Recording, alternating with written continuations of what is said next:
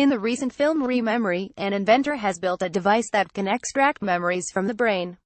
There's more to the story, a murder, for one, and an amateur sleuth played by Peter Dinklage, but let's pause here. How close are we in real life to being able to record our memories, Hollywood style, if you ask Boston University neuroscientist Steve Ramirez? In some ways we already do. If you think about it, we outsource our memories already to things like social media, like Facebook and Instagram, Snapchat, the works, he says, but as he explains, these objective recordings of our day-to-day lives don't work the same way as our memories, which can change a bit each time we recall them.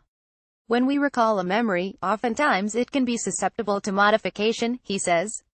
So a blue shirt will turn purple, we add people in and out, the point of view that we're recalling the memory from changes. And I think that's a good thing, because some hypotheses out there are that what we lose for having inaccurate memories, we gain for being able to recombine elements of our past. And some would argue that that's a basis for things like imagination and creativity. In 2012, Ramirez and his colleague at MIT, Shu Liu, successfully created a false memory in mice. We actually were able to go into the mouse brain and find the brain cells that held on to a particular memory and then artificially update that memory, so change the contents of that memory, Ramirez explains. Watch their famous TED Talk about the research here. Since then, Ramirez has continued to study memory, including how in mice, pleasant memories can be activated to fight the symptoms of depression.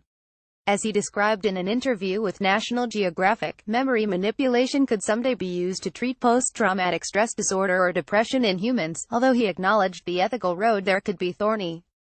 But Ramirez's findings about mouse memory don't translate directly to humans, at least not yet.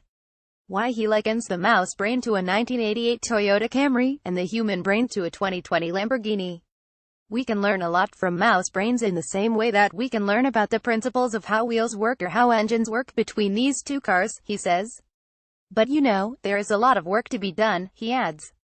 We don't quite yet know where a memory is localized in the brain, or how it actually works, but we have some rough ideas. Ramirez is confident that in the future, we'll crack the mysteries of memory. As a scientist, I believe that everything in the physical universe has an answer, it can be understood and it can be reverse-engineered, he says.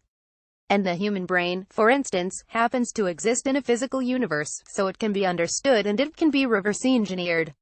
But for now, just like the rest of us, he outsources his memory to technology when he can. Right now, my entire life depends on my Google Calendar, for instance, he says.